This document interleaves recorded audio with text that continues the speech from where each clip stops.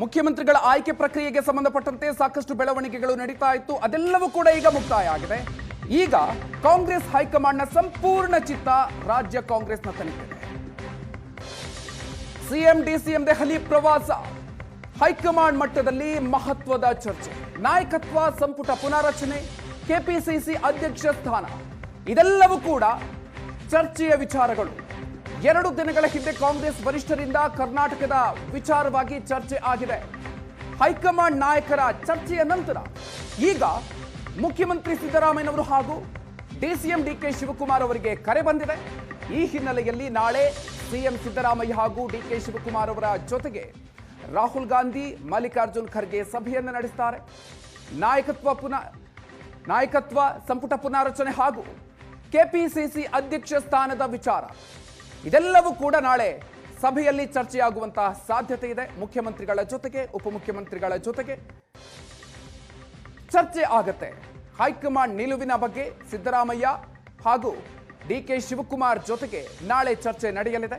ಸೋನಿಯಾ ಗಾಂಧಿ ಅವರ ಸಮ್ಮುಖದಲ್ಲೇ ಮಾತುಕತೆ ನಡೆಯುವಂತಹ ಸಾಧ್ಯತೆ ಇದೆ. ಇನ್ನು ದೆಹಲಿಯ ಭೇಟಿ ವಿಚಾರಕ್ಕೆ ಸಂಬಂಧಪಟ್ಟಂತೆ ಮುಖ್ಯಮಂತ್ರಿಗಳು ಹಾಗೂ ಉಪಮುಖ್ಯಮಂತ್ರಿಗಳು ಏನ್ ರಿಯಾಕ್ಷನ್ ಕೊಟ್ಟರು, ಬನ್ನಿ ನೋಡ್ಕೊಂಡು ಬರೋಣ.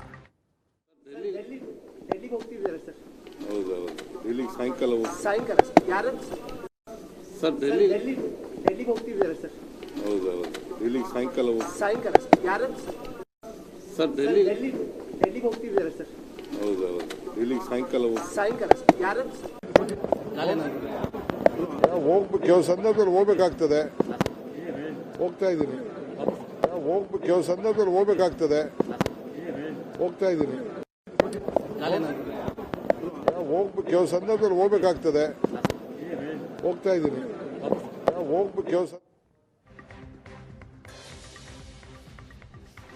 ನಾಳೆ ಬೆಳಗ್ಗೆ 11 ಗಂಟೆಗೆ ಸೋನಿಯಾ ಗಾಂಧಿ ಮನೆಯಲ್ಲಿ ಹೈ ವೋಲ್ಟೇಜ್ ಸಭೆ ನಡೆಯುತ್ತೆ.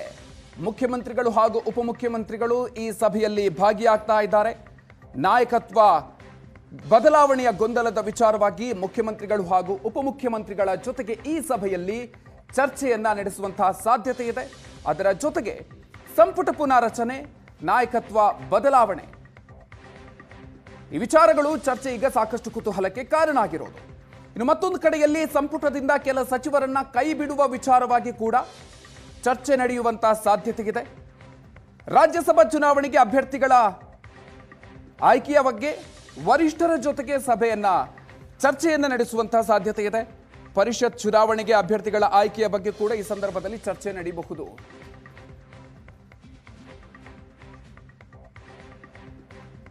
ಈ ಬಗ್ಗೆ ಹೆಚ್ಚಿನ ಡೀಟೇಲ್ಸ್ ನೀಡೋದಕ್ಕೆ ನಮ್ಮ ಪ್ರತಿನಿಧಿಗಳಾದ ಮಾರುತೇಶ್ ಹಾಗೂ ದೆಹಲಿಯಿಂದ ಮಂಜುನಾಥ್ ಇದೀಗ ನಮ್ಮ ಜೊತೆಗೆ ನೇರ ಸಂಪರ್ಕದಲ್ಲಿ ಜಾಯ್ನ್ ಆಗ್ತಾ ಇದ್ದಾರೆ. ಮಾರುತೇಶ್, ನಾಳೆ ದೆಹಲಿಯಲ್ಲಿ ನಡೆಯುವಂತಹ ಸಭೆ ಈಗ ಸಾಕಷ್ಟು ಕುತೂಹಲಕ್ಕೆ ಕಾರಣ ಆಗ್ತಾ ಇರೋದು. ಏನೆಲ್ಲ ವಿಚಾರಗಳು ಈ ಸಭೆಯಲ್ಲಿ ಚರ್ಚೆ ನಡೆಯುವಂತಹ ಸಾಧ್ಯತೆ ಇದೆ? ಪ್ರಮುಖವಾಗಿ ನಾಯಕತ್ವ ಬದಲಾವಣೆ ವಿಚಾರವಾಗಿ ಏನೆಲ್ಲ ಚರ್ಚೆ ಆಗಬಹುದು?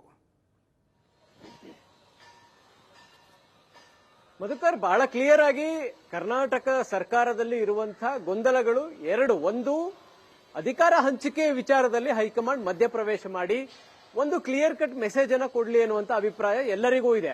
ಸಿಎಂ ಆಗಿರ್ಬೋದು, ಡಿಸಿಎಂ ಆಗಿರ್ಬೋದು, ಸಚಿವರು ಜೊತೆಗೆ ಕಾಂಗ್ರೆಸ್ ಪಕ್ಷದ ಶಾಸಕರಲ್ಲೂ ಕೂಡ ಈ ಒಂದು ಕ್ಲಿಯರ್ ಮೆಸೇಜ್ ಇದ್ರೆ ನಮಗೂ ಗೊಂದಲಗಳು ಇರೋದಿಲ್ಲ ಅನ್ನೋದನ್ನ ಸ್ಪಷ್ಟವಾಗಿ ಬಹಿರಂಗವಾಗಿ ಹೇಳಿದ್ದಾರೆ. ಬಹುಶಃ ಆ ವಿಚಾರದ ಬಗ್ಗೆ ಒಂದು ಕ್ಲಾರಿಟಿಯನ್ನ ಕೊಡಬಹುದು.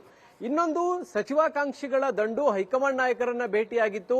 ಈಗ ಸರ್ಕಾರಕ್ಕೆ 3 ವರ್ಷ ಆಗಿದೆ, ಮೇ 20ನೇ ತಾರೀಕಿಗೆ.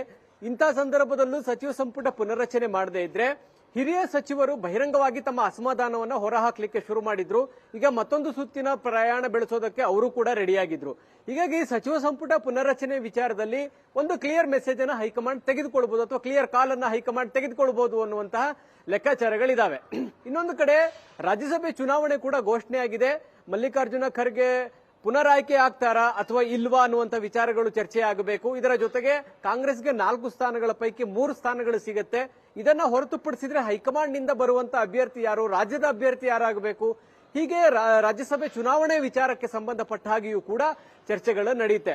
ಆದ್ರೆ ನಾಳೆ ಒಂದೇ ಸಭೆಯಿಂದ ಅಧಿಕಾರ ಹಂಚಿಕೆ ವಿಚಾರ ಕಂಪ್ಲೀಟ್ ಆಗಿ ಇತ್ಯರ್ಥ ಆಗುತ್ತಾ ಅಂತ ಹೇಳಿದ್ರೆ ಖಂಡಿತ ಸಾಧ್ಯ ಇಲ್ಲ. ಯಾಕೆಂದ್ರೆ ಸಿಎಂ ಡಿಸಿಎಂಗೆ ಹೈಕಮಾಂಡ್ ಅಧಿಕಾರ ಹಂಚಿಕೆಯ ವಿಚಾರಕ್ಕೆ ಸಂಬಂಧಪಟ್ಟ ಹಾಗೆ ಯಾವ ತೀರ್ಮಾನವನ್ನ ತೆಗೆದುಕೊಳ್ತಾರೆ ಅನ್ನುವಂತ ಸಣ್ಣ ಕ್ಲೂ ಕೂಡ ಇಲ್ಲ. ಆ ತೀರ್ಮಾನಗಳನ್ನ ತೆಗೆದುಕೊಂಡ ಮೇಲೆ ಹೈಕಮಾಂಡ್ ಮುಂದೆಯೇ ಒಪ್ಪಿಕೊಳ್ಳೋದು ಬಿಡುವಂತದ್ದು ಈ ಇಬ್ಬರು ಕೂಡ ಮಾಡೋದಿಲ್ಲ ಅನ್ನೋದು ಕೂಡ ಅಷ್ಟೇ ಸ್ಪಷ್ಟ. ಒಂದಷ್ಟು ಸಮಯಾವಕಾಶವನ್ನ ಕೇಳಬಹುದು. ನಿಮ್ಮ ಈ ನಿರ್ಧಾರಗಳ ಬಗ್ಗೆ ನಾವು ನಮ್ಮ ಅಭಿಪ್ರಾಯನ ತಿಳಿಸೋದಕ್ಕೆ ಸಮಯ ಕೊಡಿ ಅಂತ ಕೇಳಬಹುದು. ಹೀಗಾಗಿ ನಾಳೆ ನಡೆಯುವಂತ ಹೈ ವೋಲ್ಟೇಜ್ ಮೀಟಿಂಗ್ ನಿಂದ ಎಲ್ಲವೂ ಇತ್ಯರ್ಥ ಆಗುತ್ತಾ ಅಂತ ಹೇಳಿದ್ರೆ ಆ ರೀತಿ ಇಲ್ಲ ಅನ್ನೋದನ್ನ ಸ್ಪಷ್ಟವಾಗಿ ಹೇಳಬಹುದು. ನಾಳೆ ಬೆಳಗ್ಗೆ 11 ಗಂಟೆಗೆ ಸಭೆ ಕರೆಯಲಾಗಿದೆ. ಸಿಎಂ ಡಿಸಿಎಂ ಕೂಡ ಸಭೆಯಲ್ಲಿ ಭಾಗಿಯಾಗ್ತಾರೆ. ಒಂದು ಮಾಹಿತಿಯ ಪ್ರಕಾರ ಈ ಸಭೆಯಿಂದ ವ್ಯಕ್ತವಾಗುವಂತ ಅಭಿಪ್ರಾಯಗಳನ್ನ ರಾಹುಲ್ ಗಾಂಧಿ ಸೋನಿಯಾ ಗಾಂಧಿ ಅವರಿಗೆ ತಲುಪಿಸಲಾಗುತ್ತೆ. ಆನಂತರ ಫೈನಲ್ ಕಾಲ್ ಅವರು ತೆಗೆದುಕೊಳ್ತಾರೆ ಅನ್ನುವಂತ ಚರ್ಚೆಗಳು ಇದಾವೆ. ಗೊತ್ತಿಲ್ಲ, ನಾಳೆ ಸಭೆ ನಡೆದಾಗ ಯಾರ್ಯಾರ ಸಭೆಯಲ್ಲಿ ಭಾಗಿಯಾಗ್ತಾರೆ ಅನ್ನೋದರ ಮೇಲೆ ಈ ನಿರ್ಧಾರಗಳು ಆಗುತ್ತಾ ಇಲ್ವಾ ಅನ್ನೋದನ್ನು ಸ್ಪಷ್ಟವಾಗಿ ಹೇಳಬಹುದು. ಅಂದ್ರೆ ಸುಮಾರು ಒಂದು 8-10 ತಿಂಗಳಿನಿಂದಲೂ ಕೂಡ ರಾಜ್ಯದಲ್ಲಿ ಅಧಿಕಾರ ಹಂಚಿಕೆ ವಿಚಾರ ಚರ್ಚೆ ಆಗ್ತಾ ಇತ್ತು. ಸಚಿವ ಸಂಪುಟ ಪುನರ್ರಚನೆ ವಿಚಾರ 2.5 ವರ್ಷ ಆದ್ಮೇಲಿಂದಲೂ ಕೂಡ ತಾರಕಕ್ಕೆ ಹೋಗಿದೆ.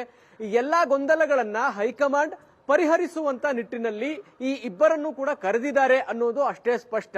ಹೀಗಾಗಿ ಹೈಕಮಾಂಡ್ ಯಾವ ನಿಲುವನ್ನು ತೆಗೆದುಕೊಳ್ತಾರೆ ಅಥವಾ ಯಾವ ನಿರ್ಧಾರಗಳನ್ನು ತೆಗೆದುಕೊಳ್ತಾರೆ, ಆ ನಿರ್ಧಾರಗಳಿಗೆ ಸಿಎಂ ಡಿಸಿಎಂ ಒಪ್ಪಿಕೊಂಡು ಮುನ್ನಡಿತಾರಾ ಅಥವಾ ಆ ನಿರ್ಧಾರದ ವಿರುದ್ಧ ಆಗುವಂತಹ ಬೆಳವಣಿಗೆಗಳೇನು ಅನ್ನೋದ್ರ ಮೇಲೆ ಮುಂದಿನ ಕರ್ನಾಟಕದ ರಾಜಕೀಯ ಭವಿಷ್ಯ ಕೂಡ ನಿಂತಿರುವಂತದ್ದು ಮಧುಕರ್. ಆ ನಿಟ್ಟಿನಲ್ಲಿ ಹೈಕಮಾಂಡ್ ನಾಯಕರ ನಾಳಿನ ಸಭೆ ಕರ್ನಾಟಕದ ಭವಿಷ್ಯದ ದೃಷ್ಟಿಯಿಂದ, ಕರ್ನಾಟಕದ ರಾಜಕಾರಣದ ದೃಷ್ಟಿಯಿಂದ, 2028ರ ಚುನಾವಣೆಯ ದೃಷ್ಟಿಯಿಂದಲೂ ಕೂಡ ಅತ್ಯಂತ ಮಹತ್ವದ್ದಾಗಿದೆ ಅನ್ನೋದಂತೂ ಬಹಳ ಸ್ಪಷ್ಟ ಮಧುಕರ್. ಓಕೆ, ಹಾಗೆ ಸಂಪರ್ಕದಲ್ಲಿ ಮಾರುತೇಶ್. ಇನ್ನು ಮಂಜು, ನಾಳೆ ಈಗ ದೆಹಲಿ ಮೇಲೆ ಎಲ್ಲರ ಚಿತ್ತ ನೆಟ್ಟಿರೋದು, ನಾಳೆ ಏನೇ ನಡೆಯುತ್ತೆ, ಯಾರೆಲ್ಲ ಈ ಸಭೆಯಲ್ಲಿ ಭಾಗಿಯಾಗಬಹುದು? ಮಧು, ಪ್ರಮುಖವಾಗಿ ನಾಳೆ ನಡೆಯುವಂಥ ವಿಚಾರಗಳು ಏನು ಅನ್ನೋದಕ್ಕಿಂತ ಮೊದಲನೇದಾಗಿ ರಾಜ್ಯದಲ್ಲಿ ಇರುವಂತಹ ಗೊಂದಲಗಳು ಮತ್ತೆ ಕೊಟ್ಟಿದ್ದಂಥ ವಾಗ್ದಾನ, ಈ ಎರಡು ವಿಚಾರಗಳಿಗೆ ಸಂಬಂಧಪಟ್ಟಂಗೆ ಮೊದಲ ಬಾರಿಗೆ ಸಿದ್ದರಾಮಯ್ಯ ಮತ್ತು ಡಿ.ಕೆ. ಶಿವಕುಮಾರ್ ಅವರನ್ನು ಒಂದೇ ವೇದಿಕೆಗೆ ತರುವಂತಹ ಪ್ರಯತ್ನ. ಯಾಕಂದರೆ ಮುಂದೆ ಅದಕ್ಕೆ ಸಲ್ಯೂಷನ್ ಏನು ಅನ್ನೋವಂಥದ್ದು ಗೊತ್ತಾಗಬೇಕಾದ್ರೆ, ಅಥವಾ ಅದು ವಾಗ್ದಾನ ಆಗಿತ್ತಾ ಇಲ್ವಾ, ಅಥವಾ ಮುಂದೇನು 3 ವರ್ಷ ಆಯಿತು, ಈ ಎಲ್ಲ ಪ್ರಶ್ನೆಗಳಿಗೂ ಕೂಡ ಅವರಿಬ್ಬರನ್ನ ಒಂದು ವೇದಿಕೆಗೆ ತರುವಂಥ ಮೊದಲ ಪ್ರಯತ್ನ. ಅಂದರೆ ಇಷ್ಟು ದಿನಗಳಿಂದ ನಡ್ಕೊಂಡ್ಬರ್ತಾ ಇದ್ದಂಥ ಅಸಮಾಧಾನ, ಅವ್ರು ಕೊಟ್ಟಿದ್ರು ಅನ್ನೋದು, ಇವರು ಪರೋಕ್ಷವಾಗಿ ಏನೋ ಹೇಳಿಕೆ ಕೊಡೋದು, ಈ ರೀತಿಯಾದಾಗಲೇ ನಡ್ಕೊಂಡು ಬರ್ತಾ ಇತ್ತು 2.5 ವರ್ಷ ಆದಾಗ್ಲಿಂದಲೂ ಕೂಡ, ಕಳೆದ 6 ತಿಂಗಳಿಂದ. ಸೊ ಇದನ್ನ ಸರಿಪಡಿಸಬೇಕು ಅಂದ್ರೆ ಇಬ್ಬರನ್ನು ಕೂಡ ಒಂದು ವೇದಿಕೆಗೆ ತರಬೇಕಾಗುತ್ತೆ. ಸೊ ಆ ಪ್ರಯತ್ನ ನಾಳೆ ಆಗುತ್ತೆ ಅನ್ನುವಂಥದ್ದು. ಇಬ್ಬರನ್ನು ಈ ವಿಚಾರಕ್ಕೆ ಸಂಬಂಧಪಟ್ಟಾಗೆ ಕೂರಿಸ್ತಾರೆ. ಆ ಸಂದರ್ಭದಲ್ಲಿ ನಾಯಕತ್ವ ಬದಲಾವಣೆಯ ಅನ್ನೋ ಪ್ರಶ್ನೆಗೆ ಉತ್ತರ ಸಿಗ್ಬೋದು, ಇಲ್ಲ ಸಂಪುಟ ಪುನರ್ರಚನೆಯ ಅನ್ನೋವಂಥ ಪ್ರಶ್ನೆಗೂ ಕೂಡ ಉತ್ತರ ಸಿಗಬಹುದು.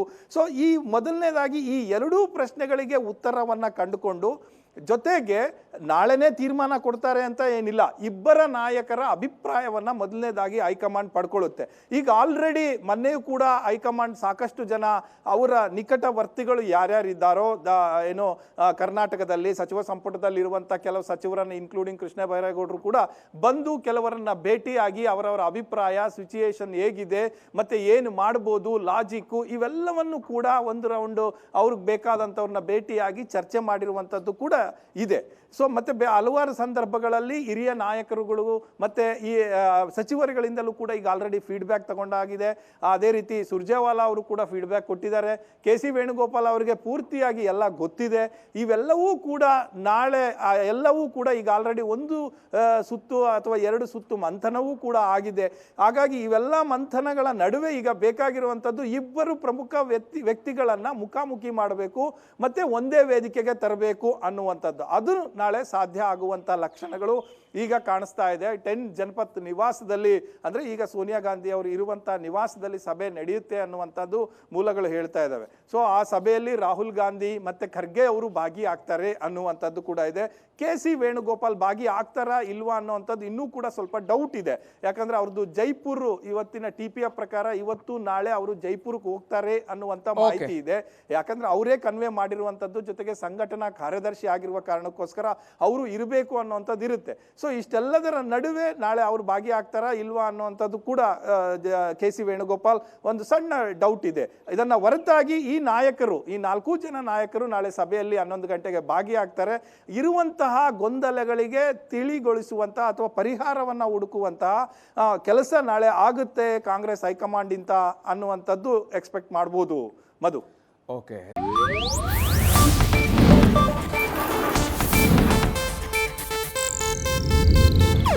ಇದು ಏಷ್ಯಾನೆಟ್ ನ್ಯೂಸ್ ನೆಟ್ವರ್ಕ್ ಪ್ರಸ್ತುತಿ.